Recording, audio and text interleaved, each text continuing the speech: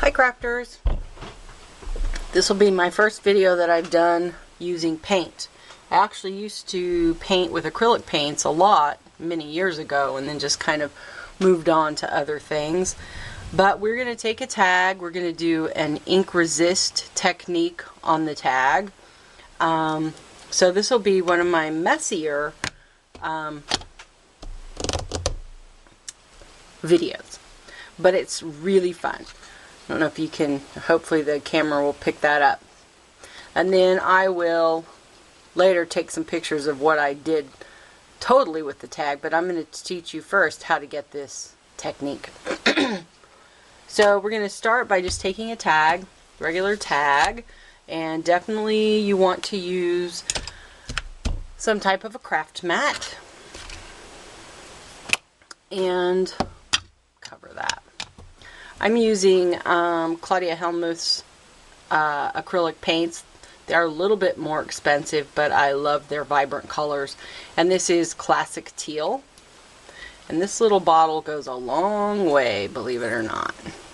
So we want to ink this up really good. Put a whole pile of it on there. I probably have enough for 2 tags on there now. I've made a mess. But the reason we want to do that is we're basically going to seal it like you would do, like you could do with a multi-medium or gesso or something to seal it. We don't want the tag to be porous when we're finished and when we're doing our technique. Oh yeah, I put tons of paint down there. Alright. So just make sure it's covered really well. This is where you get messy while you're holding on to it. But for me, my husband always said, if you're messy, it means you were having fun. Alright. So now I'm going to set that aside. You need to let this dry. You could assist it in drying with a heat tool or whatnot, but as you probably have expected, I've already have one that's completed. But you cover the tag and you set it aside to let it dry. Okay. Voila, a dry one. Yes, I see that wet one sitting there, but this one's dry and ready to go. So what we're going to do is use Versamark and make sure your Versamark pad is nice and juicy. You want it to be really juicy. And I re-inked mine just this morning, so we should be good to go. I think it works best with more of a line art type of a stamp versus a big, thick, solid image. So I'm going to randomly stamp this big flower.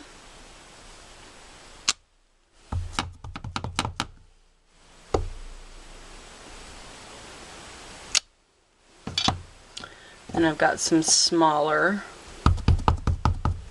ones. And it moves around a little bit, so you want to make sure that you hold it. It's kind of slippery on there. Then I have a third, just kind of like circles. Throw in a little bit of geometrics. This is a boring corner, get a little bit more. And then hopefully the camera's picking that up, you can see where that's at. Now this part you want to work kind of fast. So let me shove that out of the way and just take some acrylic paint. I didn't have any white acrylic paint by Studio. I had a tan, but I didn't like that, so this is just an inexpensive brand. Hopefully it will work. And you want it to be really soupy.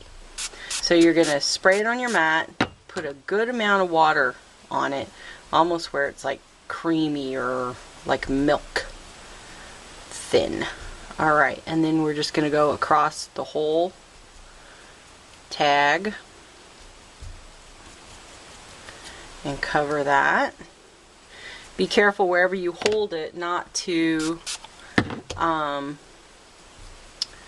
hopefully I put enough down, not to put your fingers on the images that you did.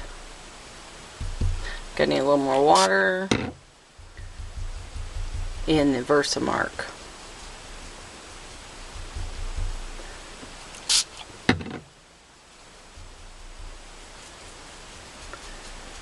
Hurry and cover that. And it doesn't really look like anything's happening. It's like, okay, that didn't really do anything, Terry. Hopefully this is on the camera.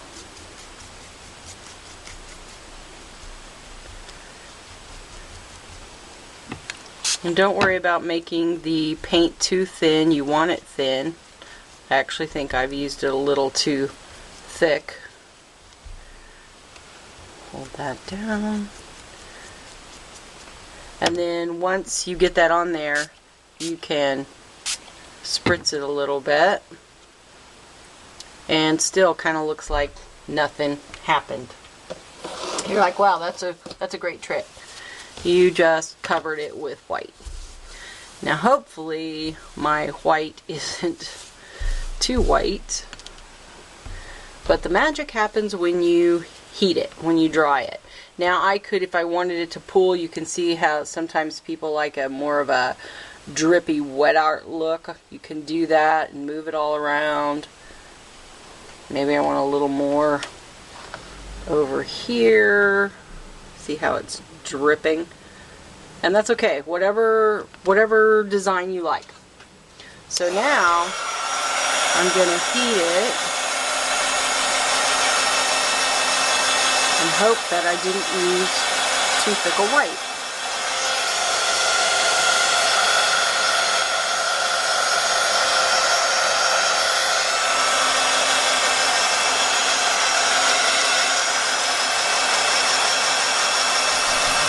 Kind of see those images now start to come through as it dries. You want to make sure and don't hold your heat tool in the same spot too long. Got a line going down there. So really you can just, like I say, some people will like it more of a drippy look. I'm sure there's a technical correct way to say that.